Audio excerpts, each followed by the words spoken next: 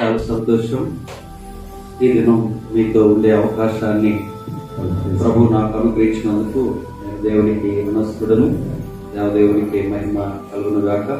నన్ను మీ మధ్యలోనికి ఆహ్వానించిన మీ కాపరి మా ప్రియులు మూర్తి గారికి, అలాగే వారి కుటుంబానికి, వారితో పాటు ఇతరులు సహకరిస్తూ ఉన్న ప్రతి ఒక్కొక్కరికి ప్రత్యేకమైన వందనాలు తెలియజేస్తా ఉన్నాను. వాద్యాన్ని అందిస్తున్న బ్రదర్స్కి కూడా ప్రత్యేకమైన వందనాలు. ఓపికతో మమ్మల్ని భరించి మాటలు పెడుతున్నా మీకు ప్రత్యేకమైన వందనాలు.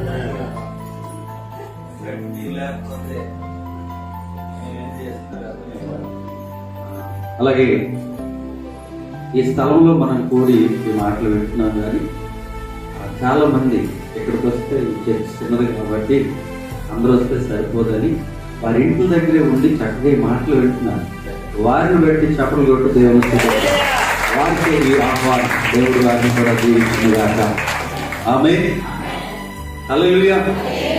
రేపు దినము రాబోతున్న దేవుడి సేవకులకు కూడా ప్రత్యేకమైన వందనాలు తెలియజేస్తున్నాను. దేవుడు ఆయన్ని ఇంకా బలంగా వాడుకునుగాక. ఆమేన్. చదువుకుందాము దేవుని వాక్యంలో నుంచి 121వ కీర్తన ఉదయకాలంలో చదువుకున్నాము. మరలా ఆ కీర్తనను ఉత్తర ప్రత్యుత్తరములుగా నేను ఒక వచనాన్ని, మీరు ఒక వచనాన్ని అలా కలిసి చదువుకొని వాక్యంలో ముందుకు సాగుదాము. పరిశుద్ధ గ్రంథాన్ని తీసుకొచ్చిన వారు ఈ బైబిల్ను తెరిచి 121వ కీర్తనను కలిసి చదువుకుందాము. అందరూ తీశారు కదండి? ఓకే. కొండల తట్టు నా కన్నులు ఎత్తుచున్నాను, నాకు సహాయము ఎక్కడి నుండి వచ్చును?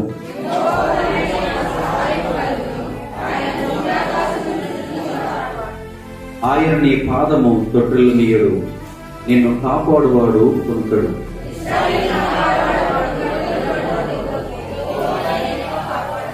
యెహోవాయే నిన్ను కాపాడువాడు, నీ కుడి ప్రక్కన యెహోవా నీకు నీడగా ఉండును.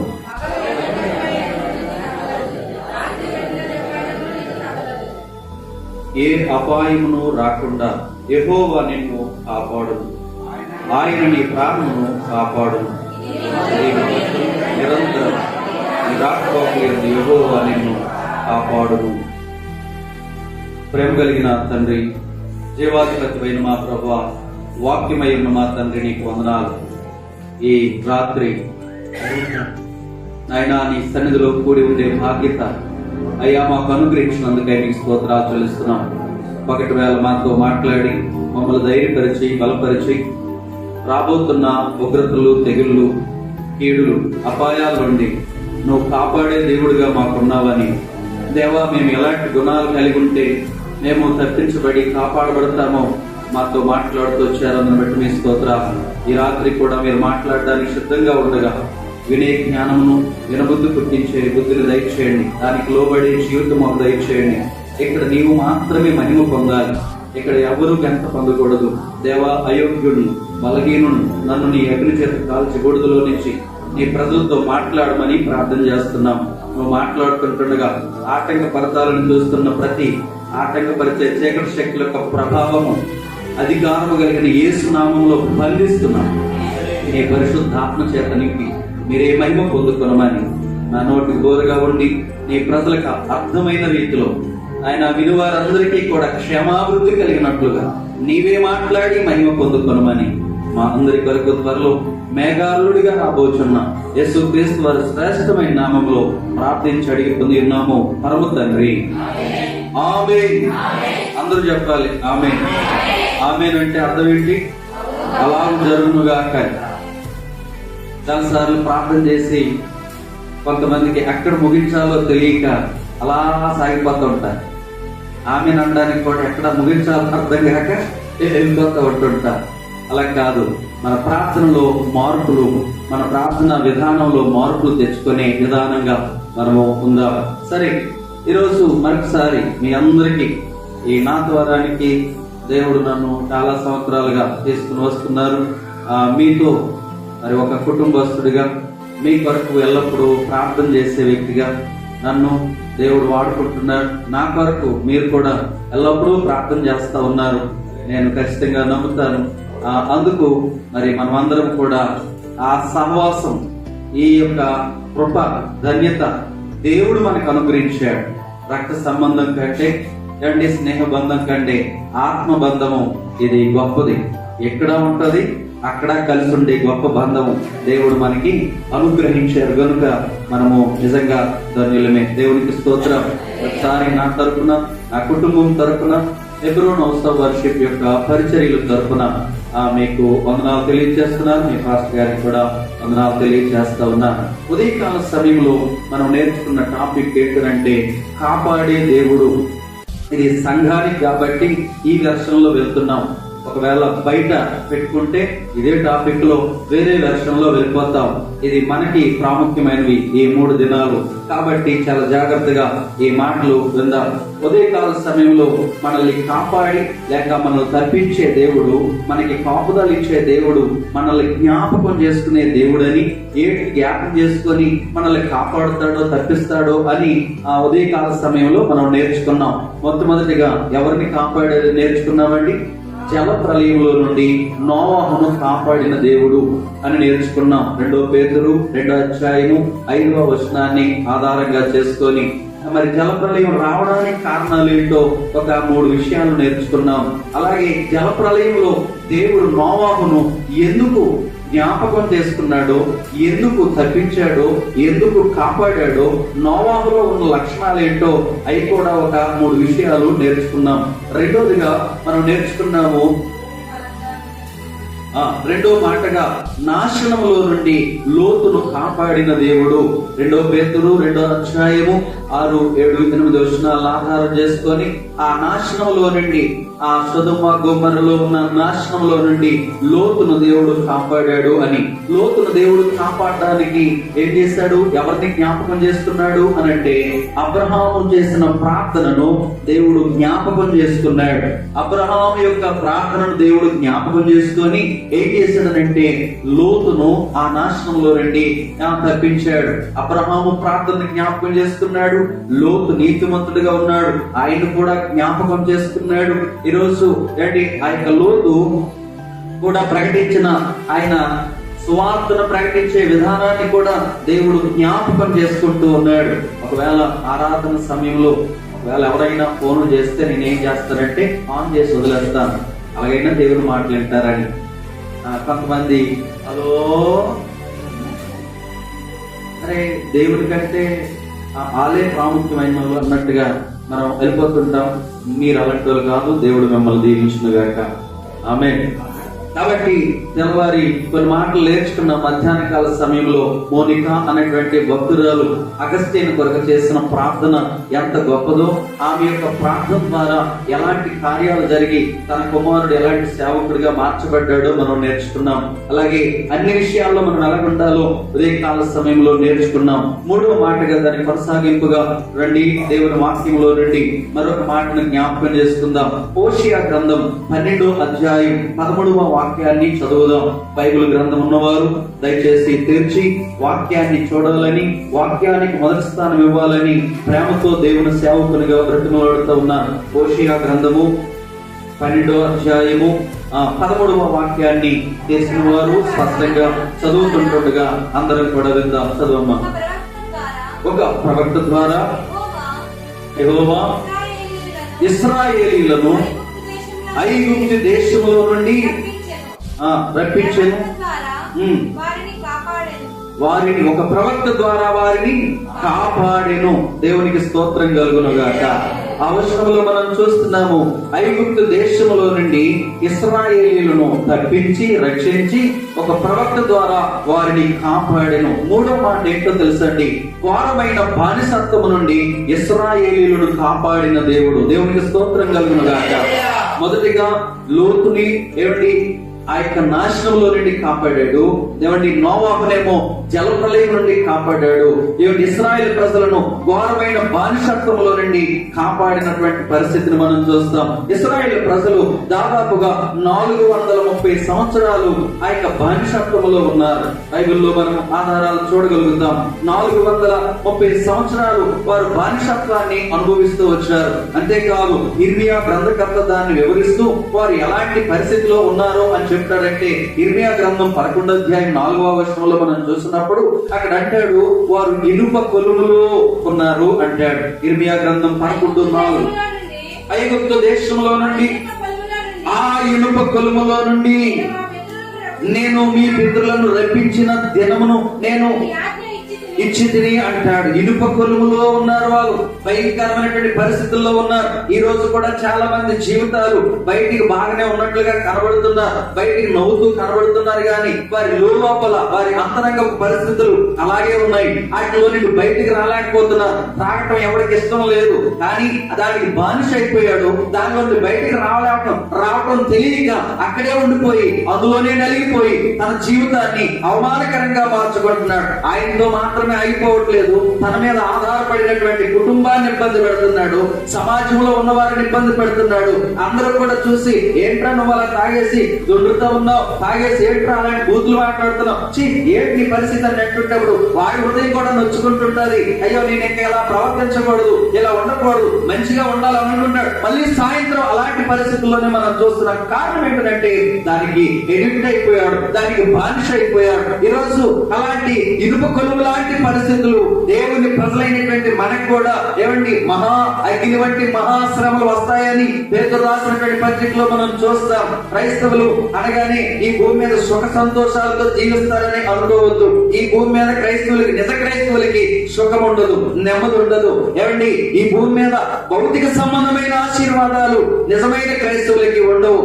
ఏమండి ఆత్మ సంబంధంగా ఎదిగే వారి జీవితాలు ఎప్పుడు కూడా పర సంబంధమైన వాటి మీదే దృష్టి పెడుతుంటారు. వారికి ఉండే ఆశీర్వాదాలు అక్కడ ఉంటాయి, దాని కొరకే ఆతృత పడుతుంటారు. శ్రమలు పొందాలి. అపోస్తులైన పౌలు గారు ఎన్నో శ్రమలు పొంది దేవుని యొక్క సేవలో సాగిస్తూ వచ్చారు. అపోస్తులు అందరూ కూడా శ్రమ పొంది ఈ పరిచర్యను చేస్తూ వచ్చారు. మన జీవితాల్లో కూడా ఇనప కొలుగు లాంటి పరిస్థితులు మన ముందుకు వస్తా ఉంటాయి. అవి వచ్చినప్పుడు నాకెందుకు ఈ పరిస్థితి వచ్చింది, నాకెందుకు ఈ కష్టం వచ్చిందని చెప్పి ఊరికే మనల్ని మనం చిన్న చూపు చూసుకొని దేవుడిని ఎందుకు నమ్మానా అన్నట్లుగా మనం ఉండకూడదు. కానీ ఈ పరిస్థితులన్నింటిలో నుండి, ఈ బానిసత్వపు పరిస్థితులన్నింటిలో నుండి నేను ఆరాధించే దేవుడు నన్ను విడిపించగలడు, నన్ను కాపాడగలడు, నన్ను తప్పించగలడని ఆయన వైపు మనం చూడగలిగితే గొప్ప జయాన్ని, గొప్ప విజయాన్ని మనం చూడగలుగుతాం. దేవునికి స్తోత్రం కలుగుతుంది. నిర్గమాకాండం 2వ అధ్యాయంలో చూడండి, ఏం జ్ఞాపకం చేసుకుని ఐగుప్తిలో ఉన్నటువంటి ఆ ప్రజలను 430 సంవత్సరాలు ఏమంటే ఇనుపు కొలుములో ఉన్నటువంటి ఆ ప్రజలను దేవుడు విడిపించాడు అంటే 2వ అధ్యాయం 24వ వాక్యాన్ని చదువుదాం. చూడండి, కాగా దేవుడు వారి మూలుగులను విని అబ్రహాము, ఇస్సాకు, యాకోబులతో తాను చేసిన నిబంధనను జ్ఞాపకము చేసుకొనెను. దేవునికి స్తోత్రం. ఇశ్రాయేలు ప్రజలను ఐగుప్తు యొక్క బానిసత్వంలో నుండి విడిపించడానికి దేవుడు ఏం జ్ఞాపకం చేసుకున్నాడు అంటే దేవుడు చేసిన నిబంధనను జ్ఞాపకం చేసుకున్నాడు. ఈ రోజు ఈ స్థలంలోకి వచ్చినటువంటి మనం ఎవరో తెలుసండి, నిబంధన తెలుగు. మనము నిబంధనలు లేని వారు కాదు, మనకి వాగ్దాన నిబంధనలు ఉన్నాయి, అమూల్యమైన వాగ్దానములు ఉన్నాయి. కాబట్టి వాగ్దాన నిబంధన కలిగినటువంటి ప్రజలు ఇప్పుడు ఆ నిబంధనను జ్ఞాపకం చేసుకొని ఆయన ఏం చేశాడో తెలుసండి. ఆ 23వ వచనంలో మనం చూస్తాము. చూడండి ఆ మాట, అలాగున అనేక దినములు జరిగిన మీదట ఐగుప్తు రాజు చనిపోయెను. తాము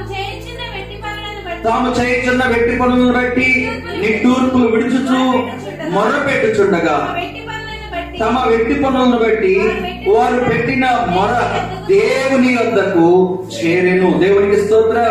ఈ రోజు నువ్వు మొరపెడితే, ఈ రోజు నువ్వు ప్రార్థన చేస్తే, ఈ రోజు నువ్వు దేవుని పాదాల దగ్గరికి వచ్చి ఏమిటి ఆయన తట్టు చేతులు చాపితే నీ మొర వినడానికి ఆయన సిద్ధంగా ఉన్నాడు. దేవునికి స్తోత్రం.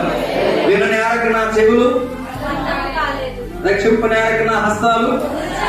ఆయన వినే దేవుడే, కానీ మనమే మొరపెట్టడం మనకు రావట్లేదు. మనం ఎవరి దగ్గర మొరపెడుతుంటాం తెలుసా? కష్టం వచ్చినప్పుడు సిస్టర్ ఇలా ఉంది నా పరిస్థితి, బ్రదర్ ఇలా ఉందని ఇంకొకరితో చెప్పడానికి ఆతృత పడుతుంటాం. కానీ ఆ దగ్గర ఎవరి దగ్గరగా చెప్పటం మనం ఎవరి దగ్గర చెప్పాలి తెలుసా? వినే దేవుని పాదాల దగ్గరికి రావాలి. హల్లెలూయా.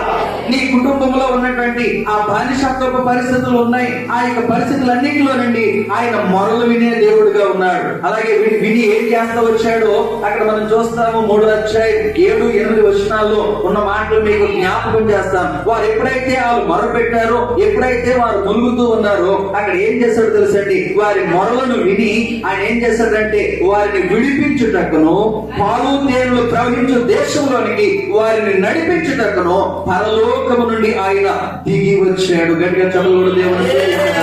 ఈ రాత్రికాల సమయంలో ప్రియ స్నేహితులారా, ఎలాంటి బంధకాల్లో నువ్వు ఉన్నావు, దేనికి బానిస అయిపోతూ ఉన్నావు, ఏ పరిస్థితి నిన్ను ఏమన్నా బౌండరీలోనికి లాగేసి నిన్ను పైకి లేవకుండా ఆకాశం ఉందో, ఈ రాత్రి నేను ప్రకటిస్తున్న యేసయ్య ఆ బంధకాలన్నింటిలో నుండి, ఆ యొక్క బానిసత్వపు పరిస్థితులన్నింటిలో నుండి విడుదలించి నీ జీవితాన్ని విమోచించడానికి ఆయన పరలోకము నుండి దిగి వచ్చి నీ మొర విని నిన్ను రక్షించుటకును, ఆ యొక్క దేన స్థితిలో నుండి, ఆ దరిద్రత స్థితిలో నుండి, ఆ యొక్క ఏమండి ఈ లోక సంబంధమైనటువంటి ఆ భయంకరమైనటువంటి వ్యసనపు స్థితిలో నుండి నిన్ను విడిపించి ఆయన దేవుని సన్నిధి అనే పాలు దేవుడు ప్రవహించే ఆ పరలోక రాజ్యానికి నిన్ను చేర్చడానికి ఆయన సిద్ధముగా ఉన్నాడు. హల్లెలూయా.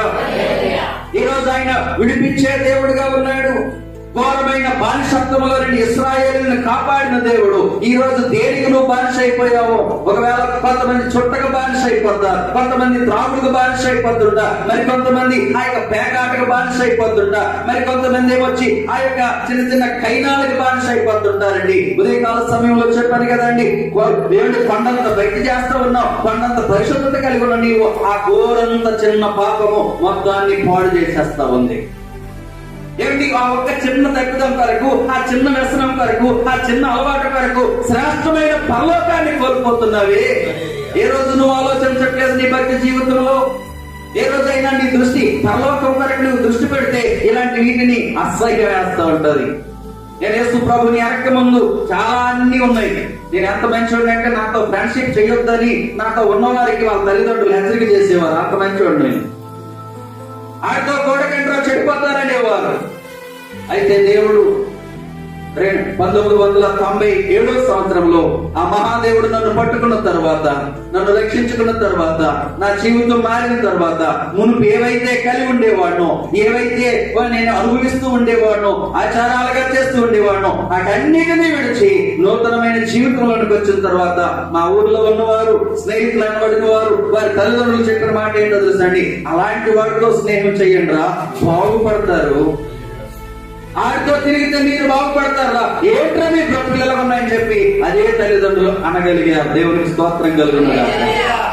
ఈ రోజు దేని నుండి నువ్వు బానిసత్వంలో ఉన్నావు, ఆ బానిసత్వంలో నుండి దేవుడు నిన్ను విడిపించే దేవుడు. ఇశ్రాయేలు ప్రజలను ఘోరమైన బానిసత్వంలో విడిపించినట్లుగా ఈ రాత్రికాల సమయంలో దేనికి బానిస అయిపోయావో, ఈ 2-3 దినాల యొక్క ఉపవాస కూటములలో ఆ బానిసత్వంలో నుండి, ఆ వ్యసనములలో నుండి, ఆ అలవాట్లలో నుండి, ఆ దరిద్రతలో నుండి ఏమంటే నువ్వు ఈ రాత్రి విడిపించబడుదువుగాక.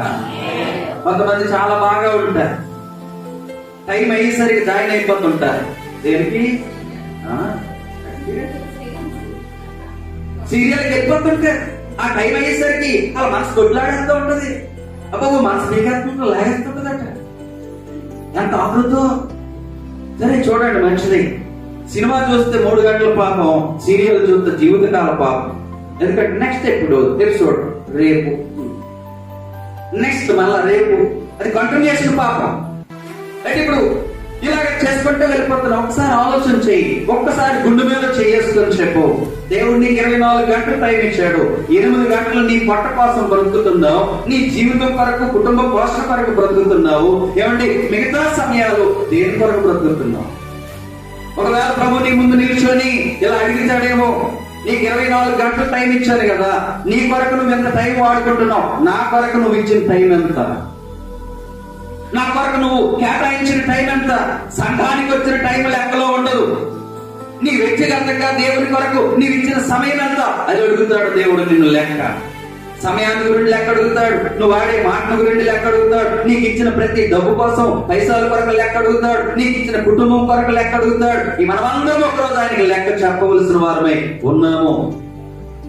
అందుకే అంటాడు పౌలు గారు, అంటారు ఏమంటారు తెలుసండి, ఆయన ఏంటి నీ మాటలు తక్కువగా ఉండాలి. నీ మాటలు ఎలా ఉండాలంట? మనకు అదే అలవాటు ఉండదు. నిజంగా విచిత్రమైనటువంటి పరిస్థితి నేను ఎప్పుడు చెప్తుంటాను. ఏమండి ఈ చెవు చేసే పని ఏంటండి, ఈ చెవి చేసే పని ఏంటండి, ఈ చెవి 2 చెవులు కూడా వినే పని, మరేదే లేదు వాటికి. ఒకే డ్యూటీగా చేస్తా ఉన్నాయి. నోరు చేసే పని ఏంటి? మాట్లాడుతుంది, అంతేనా? తింటాది, ఇంకా చాలా పనులు చేస్తుంది ఈ నోరు. అప్పుడు ఈరోజు ఆదివారం కదా, మొక్కలు లేవా? మొక్కలెక్కి మరి క్రైస్తవులు ఎప్పుడు కూడా తినడం కొరకు బ్రతకూడదు, బ్రతకడానికి తినాలి. హల్లెలూయా. అదేంటి రెండు ఒకటే కదండి? కాదు. తినడం కొరకు బ్రతికే వారు ఎప్పుడు కూడా అవి మొక్క లేకపోతే మొదలు దిగదు. బ్రతకడానికి తినేవారికి ఏది తిన్నా పర్లేదు, ఆకలి తీర్తే చాలు. రెండవది, క్రైస్తవులు డబ్బు కోసం బ్రతకూడదు, బ్రతకడానికి డబ్బు అవసరం. హల్లెలూయా. నేను రాసుకున్నాను, అనుసరిస్తా ఉన్నాను. నా జీవితంలో వీటి కొరకు ప్రాక్టీస్ చేస్తూ ఉంటాను ప్రతి క్షణం కూడా. నేను ఇక్కడికి రావాలి, నా ఛార్జీలకు డబ్బులుంటే చాలు. ఇక్కడికి నేను రావడానికి ఏమన్నా 10,000 5,000 అవసరం లేదు. మన జీవితాలు ఎప్పుడు కూడా అలాగే ఉండాలి, మితముగా ఉండడానికి ప్రయత్నం చేయాలి. సరే, ఇక్కడ మనం చూస్తూ ఉన్నాం, మన జీవితాల్లో దేనికి బానిస అయిపోయాం ఒకసారి ఆలోచన చేయండి. నువ్వు ఆ టీవీకి బానిస అయిపోయావు, ఆ సీరియల్కి బానిస అయిపోయావు. ఆ సీరియల్ దగ్గర, ఆ టీవీ దగ్గర, లేక ఆ సెల్ దగ్గర ఏంటండి 1 గంట 2 గంటలు కేటాయించుకుంటూ కూర్చుంటున్నావే. అదే సమయాన్ని 1-2 రోజులు ఏమంటే ఆ టీవీని ఆఫ్ చేసేసి, ఆ సెల్ని ఆఫ్ చేసేసి మోకాళ్ళ మీదకి వచ్చి దేవుని దగ్గరికి గడిపి చూడు. దేవుని పాదాల దగ్గర ఉండి చూడు, నీ జీవిత పరిస్థితులు ఎలా మారుతాయో. అరే, ప్రార్థన అంటే విసుకొచ్చేస్తూ ఉంటది, మోకరించాలంటే సిరాకు వచ్చేస్తుంటది. టీవీ దగ్గర మాత్రం నోరు అలా చాపెట్టి చూసేస్తుంటది.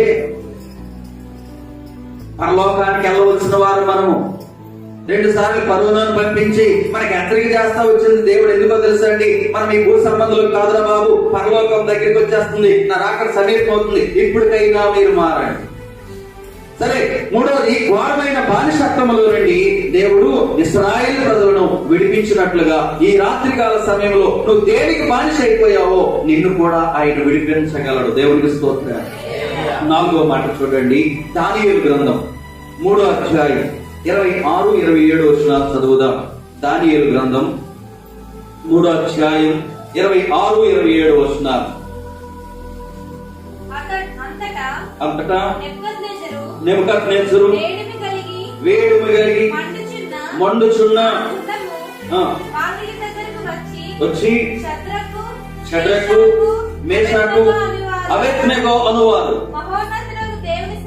మహోన్నతుడగు దేవుని సేవకులారా బయటికి వచ్చి నా యొద్దకు రండి అని పిలవగా షద్రక్ మేషక్ అబేద్నెగోలు ఆ అగ్ని గుండములో నుండి